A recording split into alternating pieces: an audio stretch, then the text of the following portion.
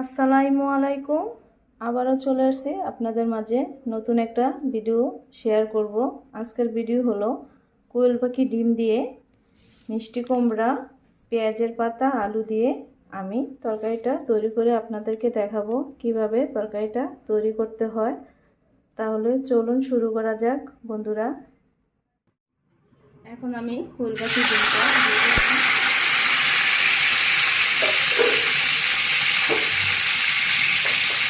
সামান্য পরিমাণ মতো হলুদের গুঁড়ো দিয়ে দিলাম, লবণ দিয়ে দিলাম,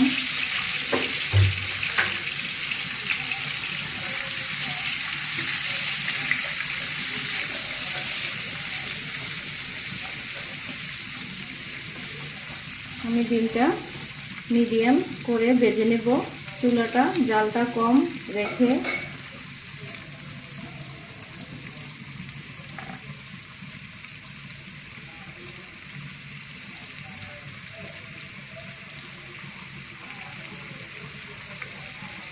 এখন ডিম ভাজা হয়ে গিয়েছে, এখন আমি একটা পাত্রতে নিয়ে নিলাম।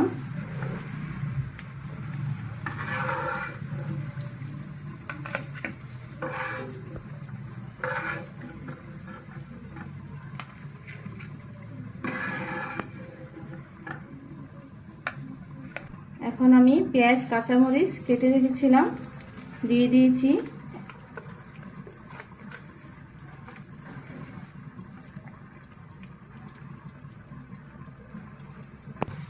এখন আমি কয়েক সেকেন্ডের মতো পেঁয়াজটা ভেজে সবজিটা আমি ভেজে নেব।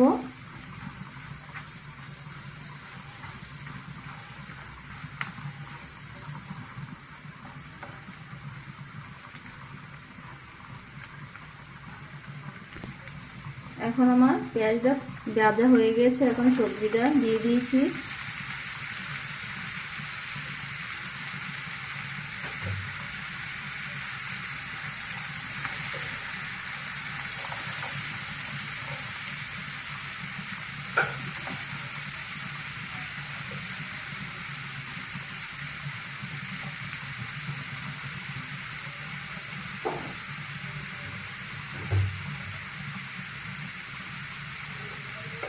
পরিমাণ মতো লবণ দিয়ে দিলাম,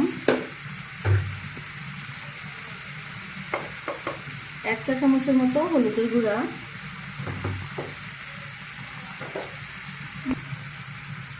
1/2 চা চামচের মতো ধনিয়া গুঁড়া দিয়ে দিলাম, 1 চা চামচের মতো জিরা বাটা,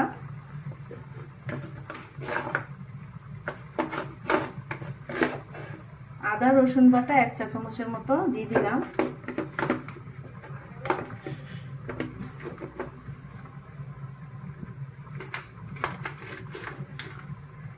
এক চা চামচের মতো মরিচ বাটা।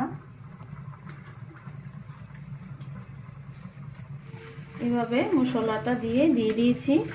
আমি এখন সবজিটা সবকিছু নিয়ে কষিয়ে তারপরে পরিমাণ মতো পানি দিয়ে ডিমটা আমি দিয়ে দিব। এভাবে আপনারা কোয়েল পাখির ডিম এই সবজি দিয়ে রান্না করে খেলে খুবই সুস্বাদু, খুবই মজাদার একটা রান্না। আপনারা করে দেখুন, অনেক ভালো লাগবে। কোয়েল পাখির ডিমটা অনেকে লো প্রেশার থাকে, শরীর দুর্বল থাকে, এটার জন্য খুবই উপকার।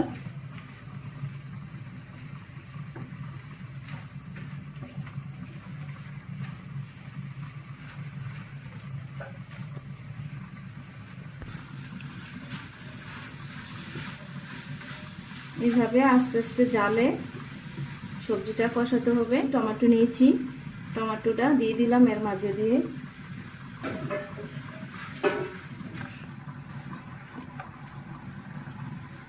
দুই তিন মিনিটের মতো ঢাকনা দিয়ে আমি ঢেকে রাখবো।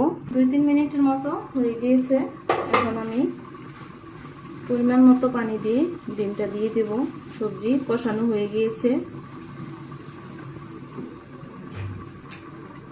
পরিমাণ মতো পানি, আমি পানিটা গরম করে রেখেছিলাম, ঠান্ডা পানি এই জায়গায় আমি দেই নাই। আপনারা গরম পানি দিলে তরকারিটা খুবই সুস্বাদু, এটা স্বাদ হবে।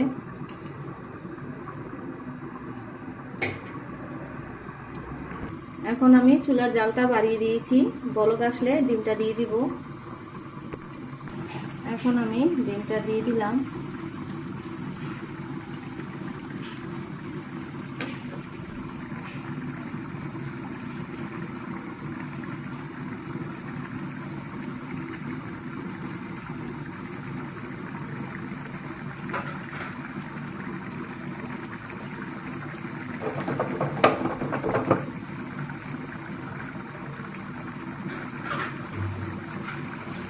ধনেপাতা দিয়ে দিলাম।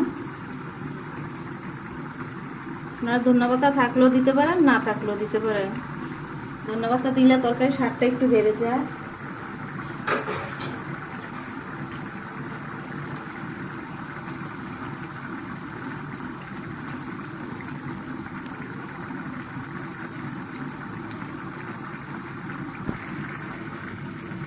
তরকারিটা হয়ে গিয়েছে, আর কয়েক সেকেন্ডের মতো আমি রেখে নামিয়ে ফেলবো। পরিবেশন করে আপনাদেরকে দেখাচ্ছি কোয়েল পাখির ডিম সবজি দিয়ে রান্না করলে মজাদার হয়, সুস্বাদু।